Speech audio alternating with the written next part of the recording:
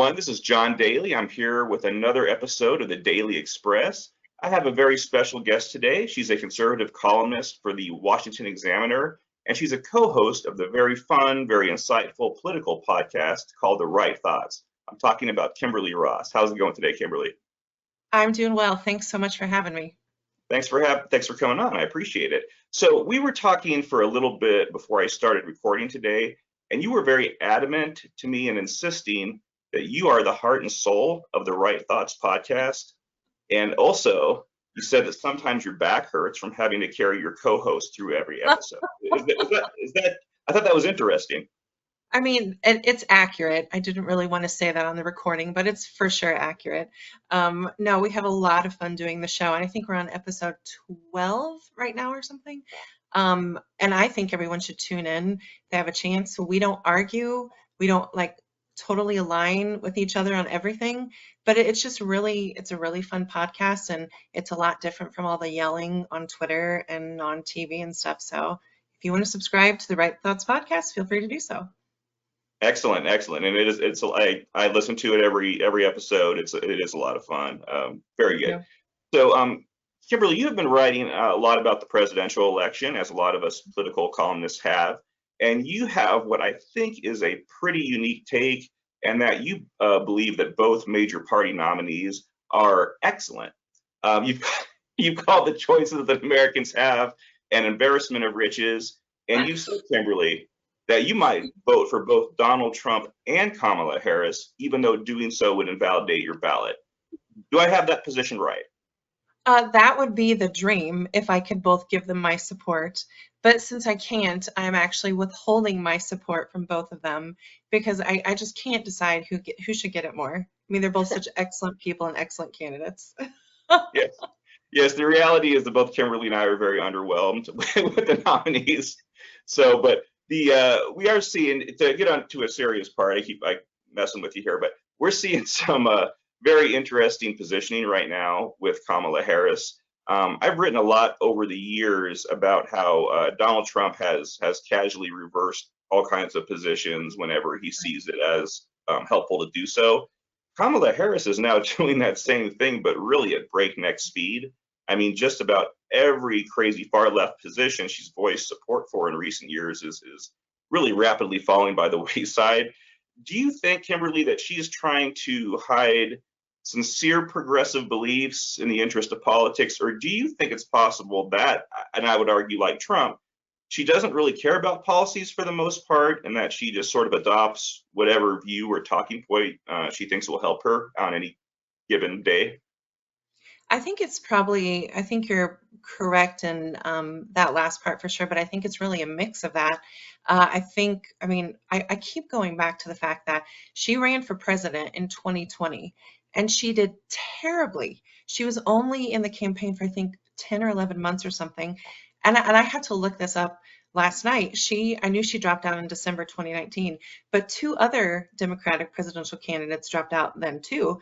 And no one remembers them because they were such nothing burger candidates that no one paid attention to them.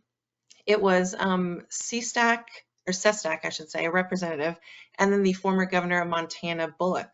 And they dropped out the first few days of December along with Kamala Harris.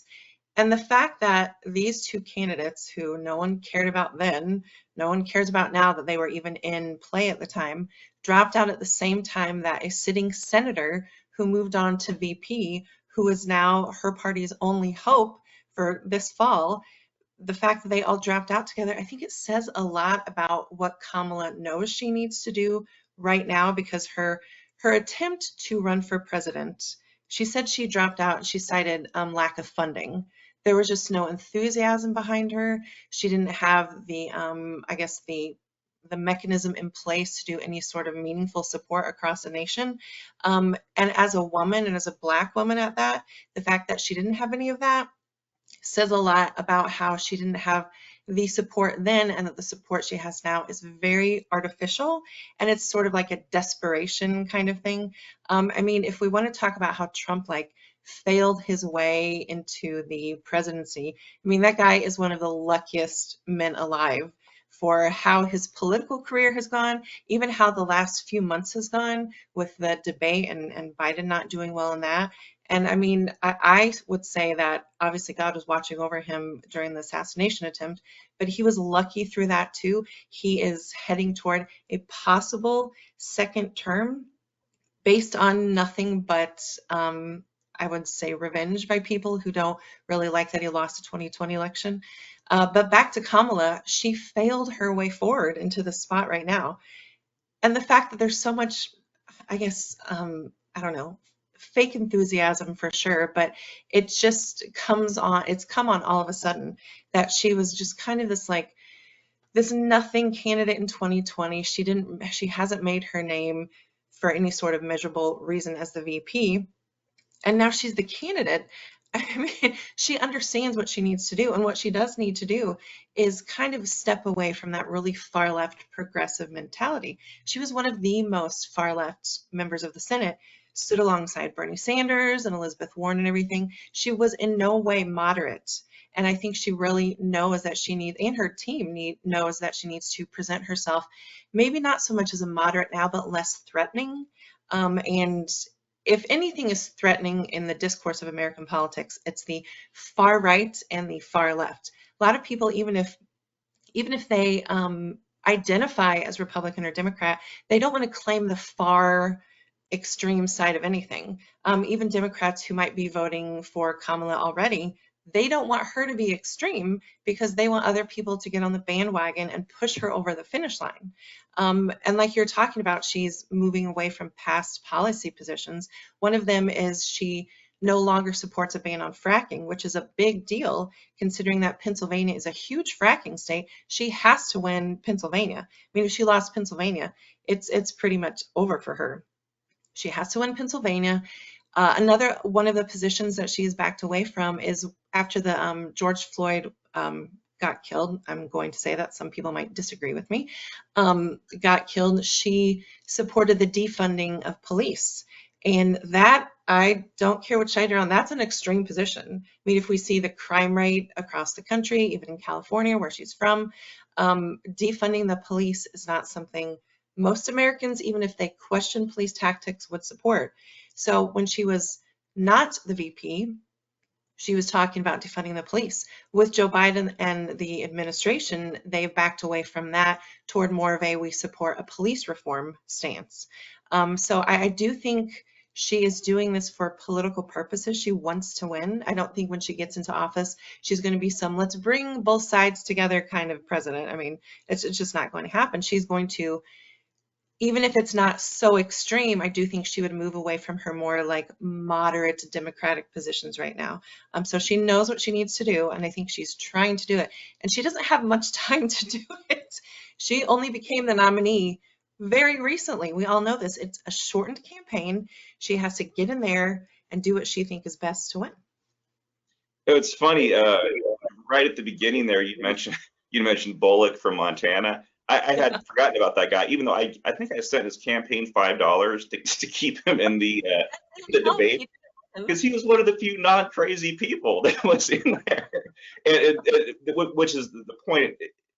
During that primary, that 2020 primary, I remember, and I think everybody was sort of commenting, especially conservatives at the time, they're like, these people are just trying to outbid each other on how far left they can go with their rhetoric, and they are going to have a hard time because all this stuff is on video. They're going to have a hard time recovering from this. I think it's taking a lot longer with Kamala Harris because now she was vice president now, but yeah, there is so much video out there of her saying these crazy things, and yeah, it's right now she's trying to sort of shed that off, and the media is kind of trying to help. I don't know how successful it'll be, but it's kind of breathtaking to watch. Yeah, she only has 3 months to make her, stances known as far as, of course, the Democrats who are always going to vote for her are still going to vote for her. The Republicans who are going to vote for Trump, they're always going to vote for Trump. But I think people, regardless of who they vote for, probably more so the Democrats, they want to feel comfortable knowing that, because they have been taken on a ride this election season. It was supposed to be Biden. There was all this kind of enthusiasm for Biden, even though there were plenty of concerns along the way. But most people were trying to convince themselves that it was going to work, that he was going to be the guy, he was going to stave off another Trump win. And that has totally blown up in their faces, and they have 3 months to make it work. And even if people don't know who Kamala is, if you know who she is, you know where she stands on things, even if she's saying different things right now. If you don't know Kamala, you have to get to know her. So that's why they're saying she doesn't support these certain things now. She's really not very threatening. She's for, all the American people she would, support.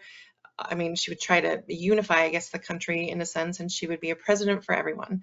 That I think is only possibly impactful for people who are undecideds and independents. Everyone else has made up their mind. I've made up my mind. I mean, like I said, I wish I could support both of them, but I'm going to support neither of them at this point. But I don't, it's just, it's interesting to see how much she's going to try to get done in 3 months' time, really.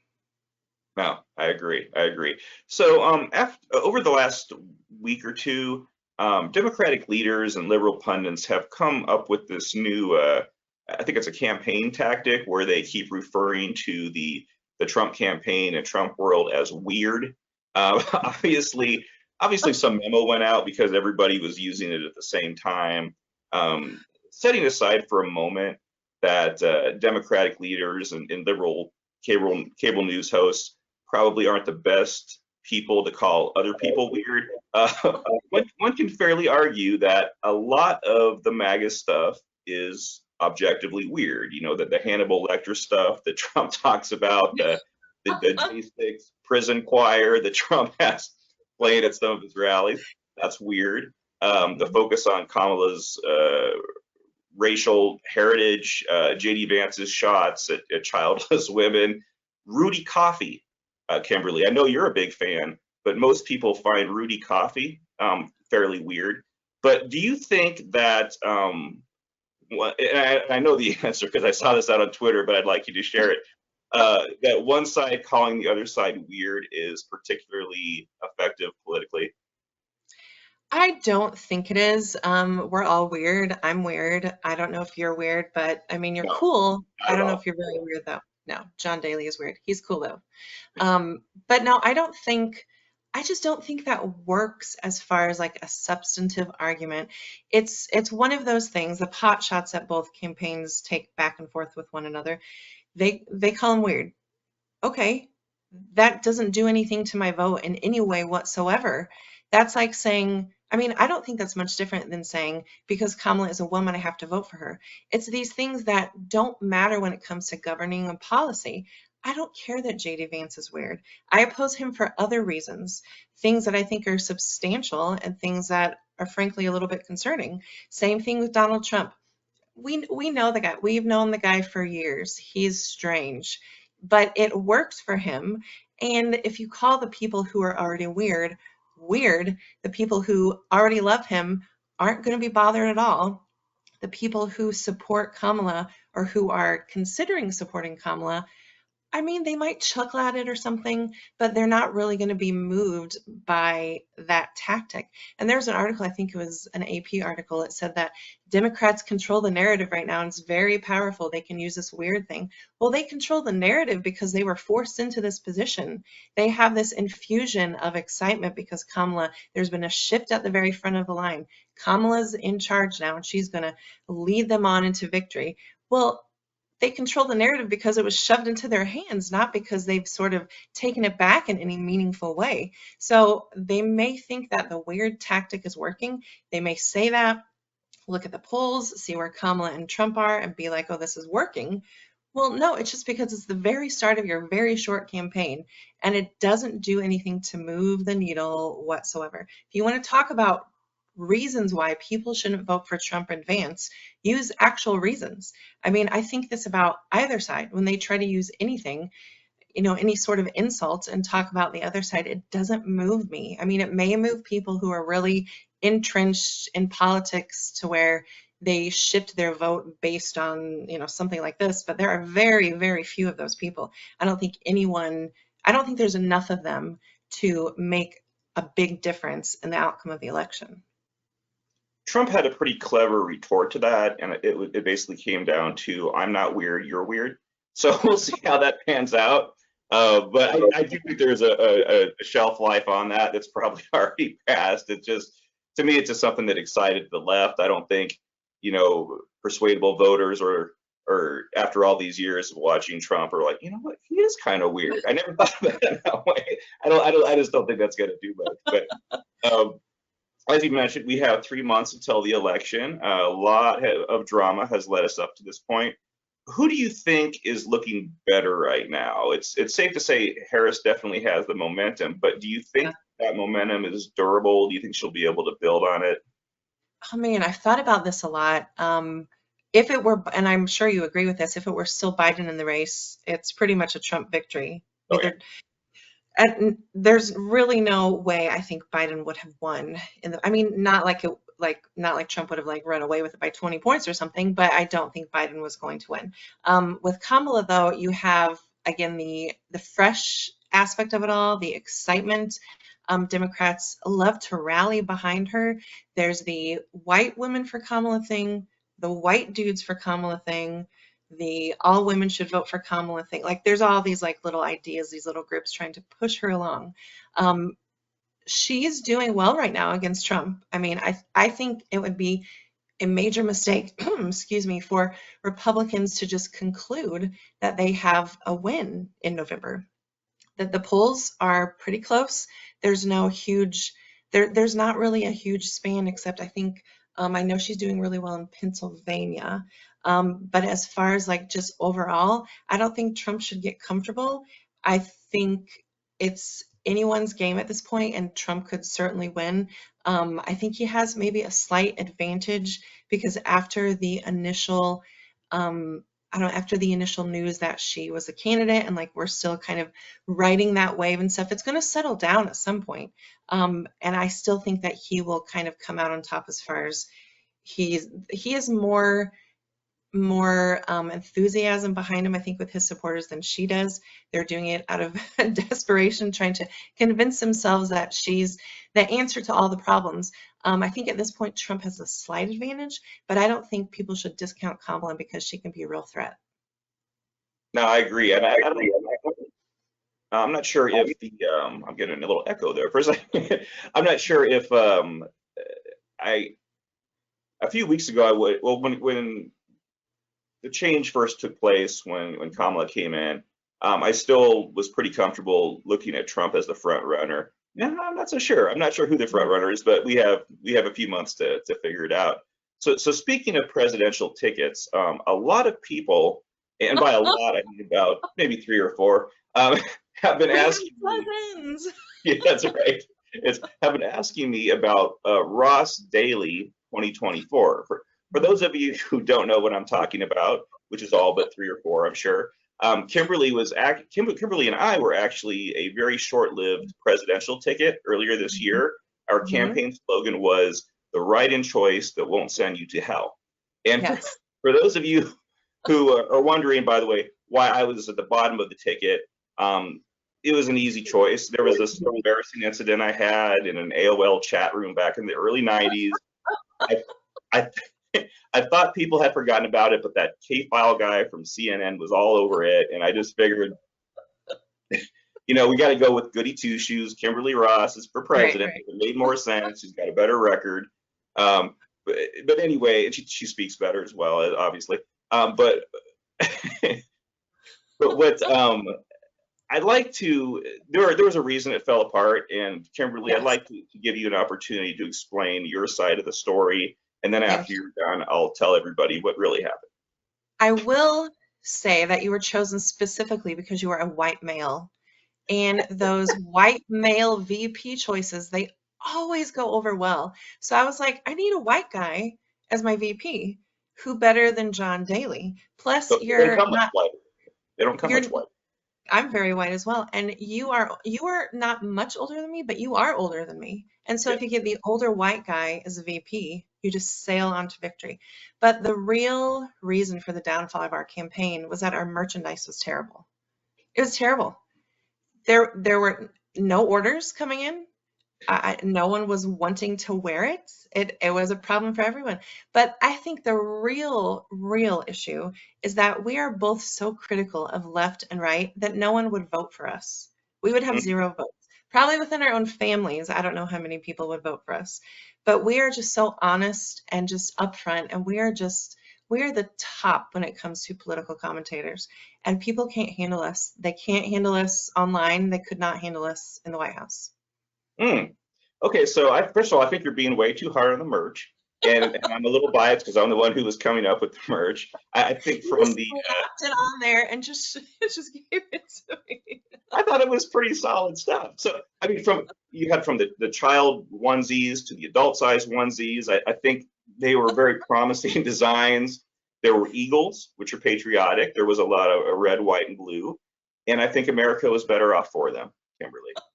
But no, Weren't the there real stars? reason of things was that There were stars on there, weren't there? there were stars and stripes. We It like just stars. it just hate America, Kimberly. Doesn't mean we can't have stars and stripes on our merch.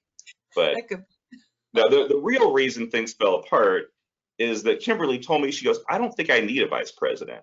And she's always carrying on online about how healthy she is with all the jogging and the intermittent fasting, and saw no point. She's all, I'm just 100%. She didn't want to share the spotlight. Right. I have a direct quote from, and it's from a direct message she sent me. She said, I don't need some doughy bald guy from Jerkwater, Colorado on my presidential ticket. And this it hurt my is feelings. this is fake news, by the way. And this misinformation, this is why the ticket broke apart. This misinformation and disinformation, it's frankly unacceptable, really. Okay, that's fair. That's fair. So, well, Kimberly, you are a Twitter legend, or at least that's what you tell people. I've just And been on there a really long time. oh, and I should say X. I keep saying Twitter, but today it's known as X. But on Twitter/X, you like to talk about a lot of things that you don't like. So I compiled a little list of these things, Oh and no. Here we I'd go. run down through them, and for this final segment of today's Daily Express, and ask you then to comment at the end. But we had researchers on this for several hours. They came up with this list. So the things you do not like, you got Yes. Dr. Pepper, Chick-fil-A waffle fries, Hmm. Forrest Gump, Hmm. the months of January and August, Hmm. bumper sticker people. I guess that's people who put bumper stickers on their cars. Yeah, yeah. Short people. I thought that was interesting. You know. The presidential turkey pardon. Jesse Waters, and everybody understands that one. Thanks. Root beer, tanning beds, Yeah. cottage cheese, Oh, yeah. pumpkin spice latte, Mhm. kinetic sand, whatever that is, I don't understand. Mhm. Eggnog, sweet tea, Counselor Troy from Star Trek, um, mayonnaise, cotton candy, the Pinterest social media platform, Mountain Dew, and the movie Love Actually. So, Kimberly, Yes. my question Yes. to you is, why do you hate America? It needs to change, frankly. That list, oh my gosh. My favorite, I love being on Twitter, so well, X/Twitter, because I like to talk about politics and then I like to share my opinions on food a lot of the times. And people just flip out. They cannot believe that I will feel this way about certain things. And I stand behind my terrible takes. I know that some of them are terrible and completely at odds with the general public. Um, well, I mean, Forrest Gump, we've talked about this before. I can't Yeah. stand that movie. How I could don't you care hate Forrest Gump? The it man, is he knew what so life was, Kimberly. I don't care about any of the characters. The characters aren't good. I don't think the development is good. And the little phrases like, life's like a box of chocolates, don't know what you're gonna get. It is so contrived and I don't appreciate the accent and I don't think Jenny is a good person. I don't like any of it. It's one of those movies that you feel like you liked when it came out because everyone was talking about it. It was really popular. But then when you come into your own as an adult, you're like, no, that's terrible. And I will reject what people say about loving it. But more to the other important things. Waffle fries must be crispy they're pointless if they're little soggy trays of like, it's pointless. They need to be crispy. I love Chick-fil-A. I don't like their waffle fries. They're not crispy. Dr. Pepper tastes worse than cough syrup, and I'm supposed to like it because it's made in Texas. You probably have a Dr. Pepper. I Oh, got the what? strawberry Dr. Pepper, zero sugar, Oh, Kimberly. And I'm not getting any kind of sponsorship money for showing this. it's strawberry Dr. Pepper. It Yeah, it actually can get worse than strawberries and cream. I didn't think it could get better. 'Cause I drink way too much Diet Pop, and I didn't think it could get better than Diet Dr. Pepper. But this stuff is fantastic. I No, it's drink not. way too much of it. And see, my husband gets it quite often, and I'm like, you know what? I'm going to pop open a Dr. Pepper and see if I've, grown into Dr. Pepper, and that's not the case. Oh, no, and yes, yesterday, was it yesterday? Yeah. I said that January and August are the worst months. That's very true because January is right after Christmas. You still have cold, terrible weather, but no Christmas to look forward to anymore. And August, nothing happens in August, and it's still hot. And I could go through the list, but I just think you would reject my explanations. I will ask you about one. What's your problem with Counselor Troy? I thought she was a huge asset to the Starship Enterprise. Well, sure. I'm sure the guys enjoyed her, but she's nothing but a galactic cheerleader, zero substance. And when like something bad was happening, and she would be like, I feel that something bad was happening. Yes, we all see that something bad is happening. You're not contributing anything to the conversation. I don't know why you're on board, but your like empathic abilities, I think they were fake, first of all.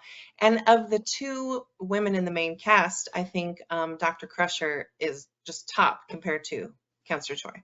Counselor Troy was horrible, and she had bad hair, bad outfits. So, I actually like her outfit, but we won't get into that. But of course. yes, I will say it's interesting what you brought, and I would spend a little more time on this but this is a good conversation here. This part of it, the Forrest Gump, the thing you said about Forrest Gump about everybody liked it at the time, and then as you grow into it as an adult, that's how I feel about Jurassic Park. Because I know you're a huge Jurassic Oh, Park. You like the dinosaurs. Everybody I likes the dinosaurs. love Jurassic Park. You know. Oh, no, I mean, I get why you might not like it, but for me, Jurassic Park is so connected to my childhood, Ah, like the music and like just experiencing it for the first time, that I think I love it now for a big dose of nostalgia that's attached to it, not so much because it's like the best movie ever. But I also feel this way about Titanic. Everyone loved it at the time, but I call it Crytanic now because it's just kind of it's overblown. I know the story. You don't need to add Rose and Jack to it. I don't care what happens to so I'm gonna add Titanic to the list. I was not aware of that one. So, but well, Kimberly, this is great talking to you. I want to thank you for coming on the Daily Express. It was a pleasure having you on, and I appreciate you taking all the abuse that came with it. I may have said some things that might have misrepresented you a few times. I apologize for that. Well, So thank you for having me on. I really enjoyed being on. It was fun. oh, yes, absolutely. So people can read your columns over at the Washington Examiner. They can listen to you on the Right Thoughts podcast, where you are the heart and soul of the program. Anything else you're working on or you would like to talk about? I'm a newish contributor to the Freeman newsletter. I've only had a couple articles there, but you can find hopefully my work in the future there as well. A little bit more than I have been doing. You can always find me on X, formerly known as Twitter, for wonderful takes about politics and slice of life things. So, Excellent. She's a great follow. Quality posts all the time. We all appreciate it. Thank you very Kimberly. Thank you very Kimberly. Thank you very much, Kimberly. And you have a great day. All right. thank you, you too.